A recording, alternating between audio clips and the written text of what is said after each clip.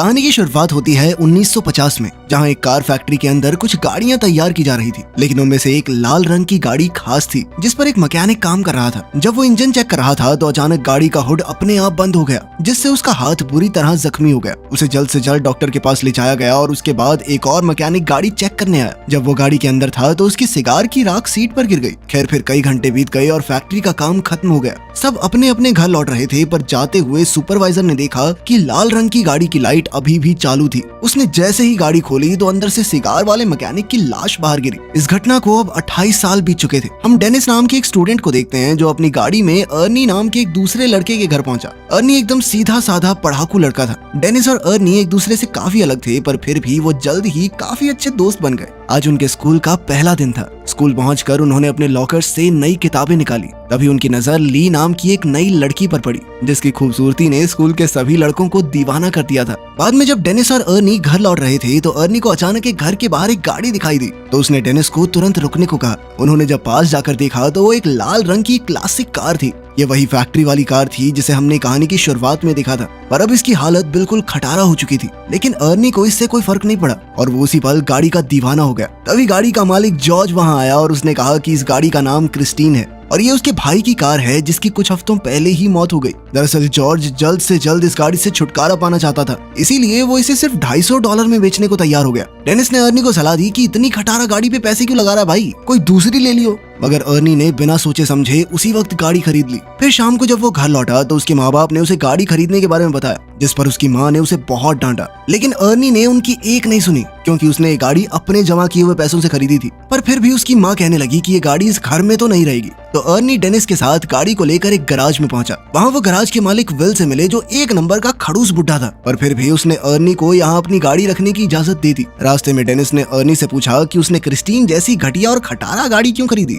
इस पर अर्नी ने कहा कि उसने ये गाड़ी नहीं चुनी, इस गाड़ी ने उसे चुना है। अगले दिन डेनिस लंच के दौरान अर्नी का इंतजार कर रहा था। काफी देर तक जब अर्नी नहीं आया तो वो उसे ढूंढने निकला। तब उसने देखा कि बडी नाम का एक बदमाश लड़का अर्नी को परेशान कर रहा था। डेनिस ने बीच में आने की कोशिश की तो बडी ने लंच जमीन पर फेंक दिया और अर्नी को उस पर गिरा दिया। इससे बेचारे अर्नी का चश्मा गिर गया तो बडी ने उसे अपने पैरों तले कुचलकर तोड़ डाला। इसके बाद बडी अर्नी की हालत पर हंसने लगा, पर तभी डेनिस ने मौका देखकर बडी पर हमला बोल दिया और तभी बडी की गैंग ने डेनिस को घेर लिया। खैर जल्द ही एक टीचर ने वहां आकर लड़ाई रुकवाई। तब अर्नी ने उन्हें बताया कि बडी ने उसे चाकू से धमकाया है। तब टीचर ने उसे अपनी जेब खाली करने को कहा तो उसकी जेब से वही चाकू निकला। आखिरकार टीचर ने बडी और उसके चेलों को ऑफिस में भेज दिया, जिसके बाद बडी को स्कूल से ही निकाल दिया गया। इसी तरह कई हफ्ते बीत गए और अर्नी दिन रात मेहनत करके गाड़ी ठीक करने में जुटा हुआ था। इसके बाद गैराज के मालिक ने अर्नी को गैराज में मदद करने की नौकरी पर ही रख लिया और बदले में अर्नी अपनी गाड़ी के लिए कुछ पुर्जे इकट्ठा कर सकता है। अर्नी ने इसके लिए हाँ कर दी और फिर दिल लगाकर गाड़ी ठीक करने में जुट गया। मगर उसे इस बात का एहसास ही नहीं हुआ कि कब उसे गाड़ी ठीक करते करते क्रिस्टीन से हद से ज्यादा लगाव हो गया। फिर शाम को डेनिस अर्नी से मिलने गया, क्योंकि वो काफी दिन से मिले नहीं थे।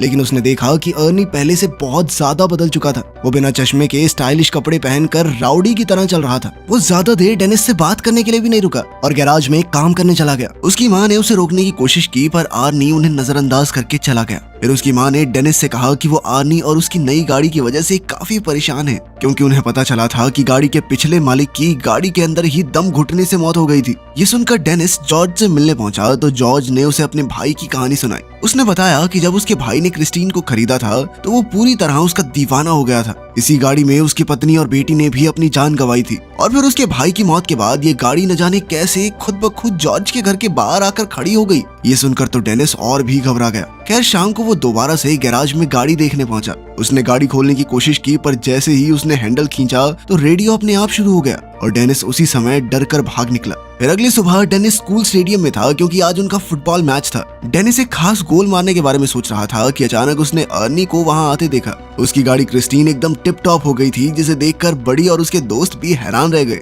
उधर ली भी गाड़ी से बाहर आई और उसने सबके सामने अर्नी को चूम लिया। ये देखकर डेनिस को थोड़ा गुस्सा आया और मुकाबले से उसका थोड़ा ध्यान भी हट गया। इसी मौके का फायदा उठाकर विरोधी प्लेयर्स ने उसे धक्का देकर बॉल छीन ली। इस धक्के से डेनिस इतनी जोर से जमीन पर गिरा कि वो तुरंत ही बेहोश हो गया और उसे बहुत गहरी चोट भी आई। इस घटना के कई दिन बाद डेनिस की आंख खुली तो उसने देखा कि वो एक हॉस्पिटल में था और उसकी टांग और गले में प्लास्टर लगा हुआ था। तभी आर्नी उससे मिलने आया। तब डेनिस को एहसास हुआ कि उसका दोस्त कुछ ज्यादा ही तेजी से बदल रहा है। कहाँ 1 महीने पहले वो एक डरपोक सा लड़का हुआ करता था जो अपने घर वालों की हर बात मानता था। खैर अर्नी जल्द ही उसे अलविदा कहकर निकल गया। फिर शाम को वो ली के साथ मूवी थिएटर गया और बाद में वो दोनों गाड़ी में ही एक दूसरे को चूमने लगे। पर जब मामला आगे बढ़ा तो ली अचानक उतरकर गाड़ी से बाहर आ गई। अर्नी उसके पीछे गया तो ली कहने लगी कि मुझसे ज्यादा तो तुम इस गाड़ी से प्यार करते हो। अर्नी को उसकी बातें बहुत अजीब लग रही थी, लेकिन फिर भी उसने जैसे तैसे ली को मनाकर वापस गाड़ी में बैठाया। लेकिन उसी समय अचानक विंडशील्ड खराब हो गई तो अर्नी बाहर निकल कर देखने लगा। अंदर ली कुछ खाने ही लगी थी कि अचानक गाड़ी का रेडियो अपने आप चालू हो गया।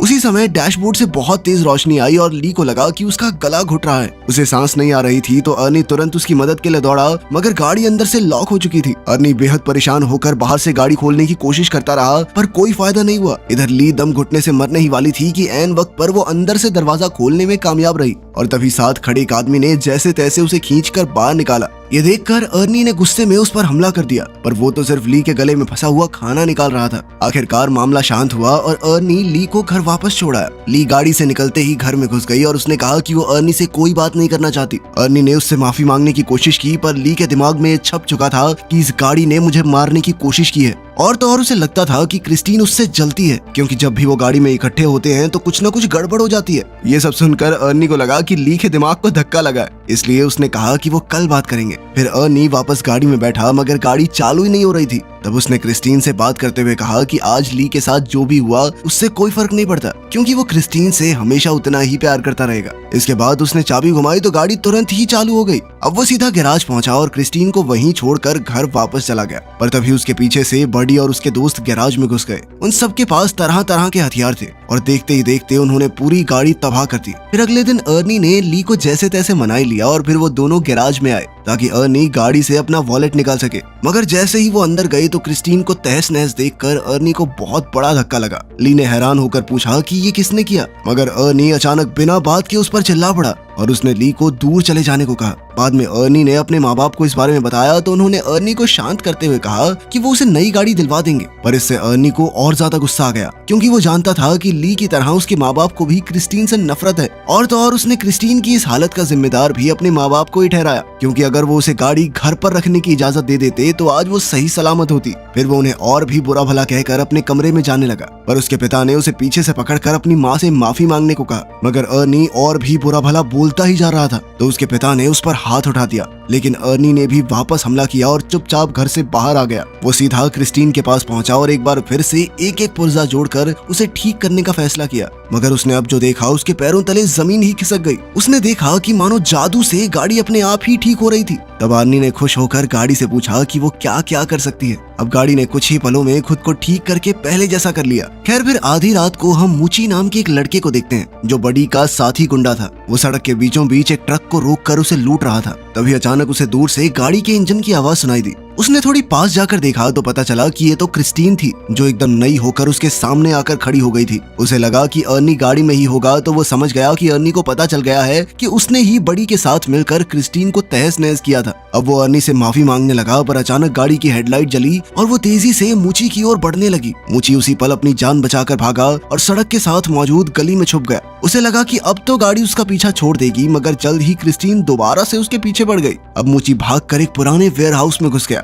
लेकिन क्रिस्टीन ने उसका पीछा नहीं छोड़ा। आखिरकार मुची एक जगह फंस गया जहां क्रिस्टीन ने उसे घेर लिया और अब उसके पास भागने का कोई रास्ता नहीं था। मुची ने अपना चाकू निकालकर अर्नी को धमकी दी, पर क्रिस्टीन जबरदस्ती अंदर घुस गई और मुची को बेरहमी से कुचल दिया। फिर अगली सुबह अर्नी डेनिस से मिलने गया और उसे मुची की मौत के बारे में बताया। ये सुनकर डेनिस को बहुत हैरानी हुई। उसे ये भी समझ नहीं आ रहा था कि अगर क्रिस्टीन पूरी तरह तबाह हो गई थी तो वो अपने आप ठीक कैसे हो गई। मगर अर्नी ने कोई जवाब नहीं दिया और चुपचाप चला गया। तभी डिटेक्टिव जेंकिंस उससे मिलने आया और भरोसा दिया कि वो क्रिस्टीन पर हमला करने वाले गुंडों को ढूंढ रहा है और साथ ही मुची के कत्ल का केस भी उसी के पास है। अर्नी ने कहा कि वो मुची की मौत के बारे में कुछ नहीं जानता, पर वो इस खबर से बहुत खुश है। ये सुनकर डिटेक्टिव को उस पर शक हो गया। उसने अर्नी को बताया कि उसकी गर्लफ्रेंड ने ये गवाही दी है कि गाड़ी बिल्कुल टूटने फूटने के बावजूद भी अपने आप ठीक हो गई। ये सुनने के बाद अर्नी चुपचाप वहाँ से चला गया। बाद में उसने ली को फोन करके मिलने बुलाया तो ली ने इनकार कर दिया, जिससे वो और ज्यादा गुस्से में आ गया। वहीं दूसरी ओर ली और उसका दोस्त डॉन शराब लेकर गाड़ी में जा रहे थे। रास्ते में एक दूसरी गाड़ी उनका पीछा करने लगी तो बडी ने गाड़ी रोककर देखा कि आखिर इस गाड़ी में कौन है, पर हेडलाइट्स की वजह से उसे कुछ दिखाई नहीं दिया। फिर उसने अपनी गाड़ी रिवर्स की तो दूसरी गाड़ी भी वैसे ही रिवर्स होने लगी और तब ये खुलासा होता है कि वो गाड़ी कोई और नहीं बल्कि क्रिस्टीन ही थी। अब बडी ने गुस्से में आकर गाड़ी भगाई और सीधा एक गैस स्टेशन पर जाकर ही रुका जहाँ उसका दोस्त रिची काम करता था। फिर उसने बाहर आकर एक लोहे का सरिया उठाया और अपना पीछा करने वाले आदमी को सबक सिखाने के लिए तैयार हो गया। लेकिन तभी क्रिस्टीन बहुत तेज रफ्तार में आई और सीधा बडी की गाड़ी से जा टकराई, जिससे उसकी गाड़ी का बहुत नुकसान हुआ। बडी को लगा कि अर्नी गाड़ी के अंदर ही है तो उसने अर्नी को बाहर निकलने को कहा, पर क्रिस्टीन एक बार फिर तेजी से बडी की गाड़ी से जा टकराई और सीधा उसे वर्कशॉप में घुसा दिया। डॉन गाड़ी में बैठा था तो क्रिस्टीन ने उसे भी बडी की गाड़ी के साथ ही कुचल दिया। उसी समय बडी की गाड़ी से पेट्रोल लीक होने लगा और अचानक उसमें आग लग गई। कुछ ही पलों में पूरे गैराज में जबरदस्त धमाका हो गया और रिची भी इसी आग में झुलस कर मारा गया। ये देखते ही बडी अपनी जान बचाकर भागा, पर क्रिस्टीन जलते हुए फिर से उसका पीछा करने लगी। आखिरकार उसने बडी को भी कुचल दिया और वो वहीं जलकर राख हो गया। कुछ समय बाद गैराज में विल को किसी गाड़ी के आने की आवाज सुनाई दी। उसने देखा कि क्रिस्टीन धुएं से लिपटी हुई थी। उसे काफी हैरानी हुई क्योंकि अर्नी तो कोई दूसरी गाड़ी ठीक करने गया हुआ था। अब वो अपनी बंदूक लेकर देखने गया कि क्रिस्टीन के अंदर आखिर बैठा कौन है। उसने दरवाजा खोलने की कोशिश की पर वो बहुत ज्यादा गर्म थी और इसीलिए उसने कपड़े की मदद से दरवाजा खोला। जब उसने देखा कि गाड़ी तो एकदम खाली थी तो उसे कुछ भी समझ नहीं आया। फिर वो खुद गाड़ी में बैठ गया, पर अब उसे इस गलती का नुकसान भुगतना होगा क्योंकि क्रिस्टीन आज कोई गवाह जिंदा नहीं छोड़ने वाली थी। अचानक उसने दरवाजा अंदर से बंद कर दिया और फिर उसने विल की सीट को डैशबोर्ड में घुसाकर बेरहमी से मार डाला। फिर अगली सुबह जब अर्नी गैराज पहुंचा तो उसने देखा कि वहाँ कई सारी पुलिस कार्स मौजूद थी। वहाँ वो डिटेक्टिव जेंकिंस से मिला तो पता चला कि क्रिस्टीन में गैराज के मालिक विल की लाश मिली है। इस पर अर्नी कहने लगा कि वो नहीं जानता ये सब कैसे हुआ, पर उसका दिल जानता था कि इसके पीछे क्रिस्टीन का ही हाथ है क्योंकि वो एक बार फिर से चमचमाती हुई अपनी जगह पर खड़ी थी। उधर डेनिस हॉस्पिटल से घर लौटा तो ली ने उसे फोन करके कहा कि वो उससे मिलना चाहती है। ली ने कहा कि उसे लगता है कि क्रिस्टीन ने अर्नी को अपने वश में कर लिया है और अब वो क्रिस्टीन की दीवानगी में पागल होकर कुछ भी उलझुल हरकतें कर रहा है। डेनिस ने कहा कि उसे यकीन है कि अर्नी खुद से कोई गलत काम नहीं कर सकता,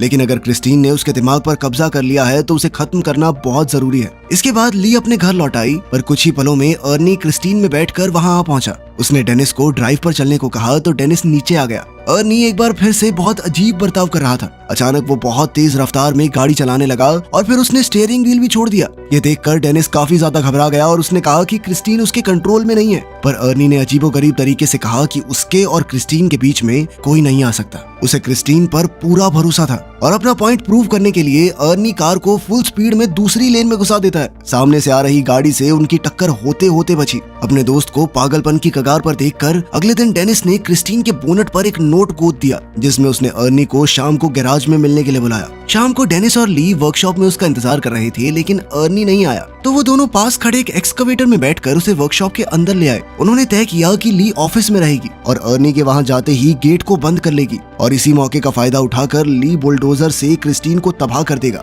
जल्द ही प्लान के मुताबिक ली ऑफिस में चली गई, लेकिन वो ये नहीं जानते थे कि क्रिस्टीन वर्कशॉप में ही कचरे के बीच छुपी हुई है। फिर गाड़ी ने अपनी हेडलाइट्स ऑन की और ली को कुचलने के लिए आगे बढ़ी। ली ने जैसे तैसे हवा में लटकते हुए एक टायर को पकड़कर अपनी जान बचाई, लेकिन क्रिस्टीन ने भी हार नहीं मानी और दोबारा उस पर अटैक करने के लिए आगे बढ़ी। तभी डेनिस एक्सकवेटर का पंजा उसके सामने ले आया ताकि ली को कोई नुकसान न पहुंचे। इसके बाद क्रिस्टीन पीछे हटकर वर्कशॉप के दूसरे किनारे पर चली गई, जबकि डेनिस एक्सकवेटर को उल्टी तरफ ले गया। अब दोनों गाड़ियां एक दूसरे के आमने सामने आ गई और पता चला कि क्रिस्टीन अब अकेली नहीं चल रही बल्कि अर्नी उसकी मदद कर रहा है। अब वो पूरी तरह से गाड़ी के वश में था। अचानक गाड़ी ने अपनी हेडलाइट्स ऑन की और कुछ ही सेकंडों में खुद को पूरी तरह ठीक कर लिया और तो और एक्सकवेटर ने भी काम करना बंद कर दिया था, जिसके बाद डेनिस उसे दोबारा स्टार्ट करने की कोशिश में लग गया। इसी दौरान गाड़ी ऑफिस की तरफ ली को हमेशा के लिए खत्म करने के लिए दौड़ पड़ी। वो सब कुछ तोड़ती हुई ली की ओर बढ़ी, लेकिन उस जबरदस्त टक्कर की वजह से अर्नी विंडशील्ड तोड़ता हुआ बाहर जा गिरा। ली उसे देखने के लिए आगे बढ़ी, पर अर्नी ने अचानक उछलकर उसे डरा दिया।